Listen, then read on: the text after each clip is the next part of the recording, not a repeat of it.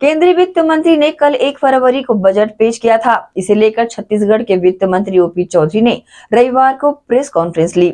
Press conference को संबोधित करते हुए उन्होंने बताया कि इस बजट में लोकतंत्र को प्राथमिकता दी गई है और ये बजट भारतीय समाज को भविष्य में आगे बढ़ाने के लिए ही है। उन्होंने भारत की औसत आयु को 29 वर्ष बताते हुए कहा कि भारतीय युवा वैश्विक स्तर पर अपनी पहचान बना रहे हैं और ये बजट इस दिशा में मददगार साबित होगा। वित्त मंत्री ने आगे कहा कि अब तक के इतिहास में इतनी बड़ी छूट कभी नहीं दी गई थी और इसका लाभ सीधे तौर पर आम जनता को मिलने लगेगा। इस कदम से लगभग 1 लाख करोड़ रुपए का फायदा भारतीय नागरिकों को होगा। वित्त मंत्री ओपी चौधरी ने आगे कहा कि हमारे छत्तीसगढ़ में सर्विस सेक्टर कमजोर है। सर्विस सेक्टर को बढ़ावा देने के लिए विजन डॉक्यूमेंट बनाया गया है। पर्यटन को लेकर जो विकास मोदी जी कर रहे हैं, इसका लाभ छत्तीसगढ़ को भी जल्द मिलने लगेगा।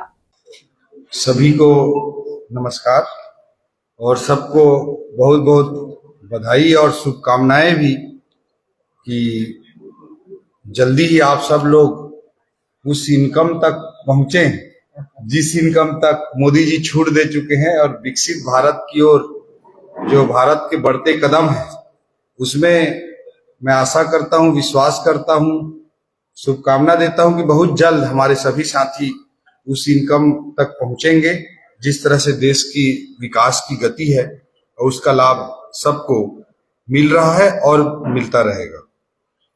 मोदी जी के विजन के साथ जो देश आगे बढ़ रहा है उसके जो विजन है, जो विजन के उनके बिंदु हैं, वो हर बजट में वो दिखाई देता है। 2047 तक भारत को विकसित राष्ट्र बनाने का एक स्पष्ट लक्ष्य और उसके लिए आवश्यक विजन मोदी जी इस देश को दिए हैं और उसके अनुरूप लगातार कार्य हो रहे हैं। अभी एक बुक आई है जिसका मैं बहुत बार जिक्र करता हूं। हमारे भिलाई में ही पढ़े लिखे इकोनॉमिस्ट हैं जो कृष्णमूर्ति सुब्रमण्यम जी, जो उनका स्कूलिंग वगैरह हमारे भिलाई में ही हुआ था और बाद में बहुत बड़े इकोनॉमिस्ट बने। और मोदी जी जब 2014 में सरकार में प्रधानमंत्री बने तो उनके चीफ इकोनॉमिक एडवाइजर भी रहे, मुख्य आर्थिक सलाहकार रहे। उन्होंने अभी एक बुक लिखी है, इंडिया एट 100। भारत जब आजादी के 100 साल पूरे करेगा तो भारत की इकोनॉमी का साइज क्या होगा। मोदी जी का भी स्पष्ट विजन है कि जब हम आजादी के 100 साल पूरे करेंगे 2047 तक, तो भारत को हम विकसित राष्ट्र के रूप में निर्मित करें, ये उनका स्पष्ट विजन है। और इस जो 23-24 साल का जो समय है, 75 साल से 90 साल तक के 25 साल के समय को आदरणीय मोदी जी ने अमृत काल की संज्ञा दी है। परसेप्शन चेंज हो गया है, कोई भारत की समस्याएं लिखेगा उसमें जनसंख्या को कदापि नहीं लिखेगा। आज पूरी दुनिया बूढ़ी हो रही है। जापान की औसत आयु आज 47 वर्ष है, यूरोप की औसत आयु आज 46 वर्ष है, अमेरिका और चाइना की औसत आयु लगभग 42 वर्ष है और हमारे देश की औसत आयु अभी 29 वर्ष है। तो ये हमारे लिए सबसे बड़ा लाभ है, सबसे बड़ी चीज है। और आज देश के, दुनिया के किसी भी देश में आप जाएंगे तो भारतीय युवाओं का डंका बज रहा है और भारतीय युवा बहुत अच्छा दुनिया भर में ग्लोबली जाकर के कर रहे हैं। और पूरी दुनिया आज भारत को ह्यूमन कैपिटल के रूप में देखती है, ह्यूमन रिसोर्स कैपिटल के रूप में देखती है। अभी चाइना ने पहले पॉपुलेशन कंट्रोल के लिए बहुत एग्रेसिव पॉलिसी बनाई, लेकिन जाकर के उनका पॉपुलेशन और डेमोग्राफी एक ऐसे फेज में पहुंच गया है जहां वो लोग एक संकट में फंस गए। और आज जो वो लोग 3 चिल्ड्रन पॉलिसी ला रहे हैं, बहुत सारे उसके लिए इंसेंटिव्स ला रहे हैं 3 चिल्ड्रन के लिए। और हमारे देश में भी एक पार्टी दूसरी है, लेकिन मैं उनको एक विजन की दृष्टि से एक अच्छा विजनरी आदमी मानता हूं, वो चंद्रबाबू नायडू है। 1 लाख करोड़ रुपए का, सीधा इससे 1 लाख करोड़ रुपए का लाभ टैक्स पेयर जनता को होगा। 1 लाख करोड़ रुपए का लाभ टैक्स पेयर जनता को होगा। जो कृषि की दृष्टि से हमारा छत्तीसगढ़ कृषि प्रधान राज्य है, भारत कृषि प्रधान देश है, उस दृष्टिकोण से कृषि के लिए 2-3 बिंदुओं का मैं विशेष रूप से जिक्र करना चाहूंगा। पहला चीज कि केसीसी पर इस बजट में जो अपर लिमिट थी किसान क्रेडिट कार्ड पर, वो 3 लाख से बढ़ाकर 5 लाख कर दी गई है।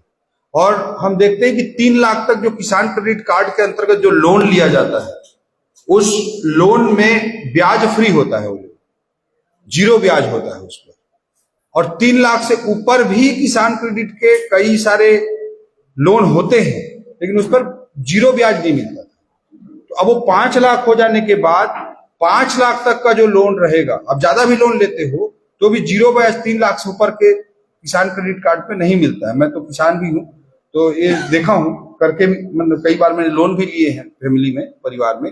तो अब 5 लाख तक 0 इंटरेस्ट रहेगा, 0 ब्याज दर रहेगी। 3 लाख तक जो रहता था अब वो 5 लाख तक 0 ब्याज रहेगी। हमारे प्रदेश के मंत्री विकास महतो जी भी यहाँ पर उपस्थित हुए हैं। हम सब दोनों को कोरबा पहुंचना है। मैं उनको निवेदन करता हूँ 20 करोड़ तक की लोन को बढ़ा दिया गया।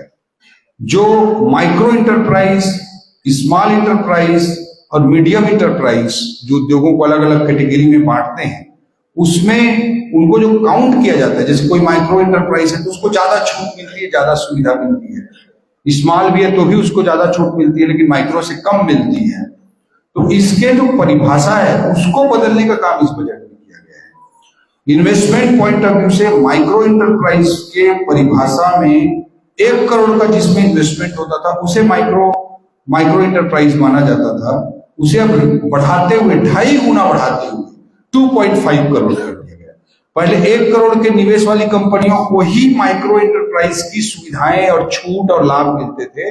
अब 2.5 करोड़ के इन्वेस्टमेंट वाली कंपनियों को वही छूट और वही सुविधाएं मिल सकेंगी। टर्नओवर में के रूप में जो माइक्रो इंटरप्राइज को डिफाइन किया जाता था कि 1 साल के का जो टर्नओवर है वो अगर 5 करोड़ का पहले टर्नओवर होता था तो उसे माइक्रो इंटरप्राइज माना जाता था। इसे सीधा डबल करते हुए 10 देता है।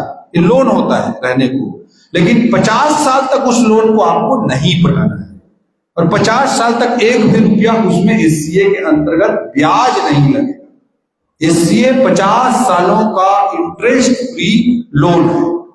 50 सालों का इंटरेस्ट फ्री लोन को कोई भी इकोनॉमिस्ट एक ग्रांट की तरह ही मानेगा। और इस लोन की गणना FRPM एक्ट के अंतर्गत जो लोन लेने की सीमा होती है राज्य की, उस सीमा के अंतर्गत एससीए का लोन नहीं आता है।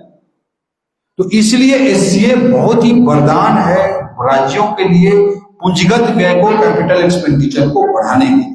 उसमें जो आप लोन लेते हो भारत सरकार से जो पैसा मिलता है वो लोन की गणना में भी नहीं आता। 50 साल तक आप उसको चुकाना भी नहीं है और 50 साल तक उसमें कोई ब्याज भी नहीं। ऐसा उन्होंने एससीए लॉन्च किया। 1.5 लाख करोड़ रुपए के एससीए का अमाउंट इस बार भी भारत सरकार के द्वारा इस बजट में रखा गया है, जिसमें विभिन्न प्रकार के सुधार इंट्रोड्यूस किए जाते हैं। उस सुधार को आप करिए, आपको पुरस्कार स्वरूप उस सुधार को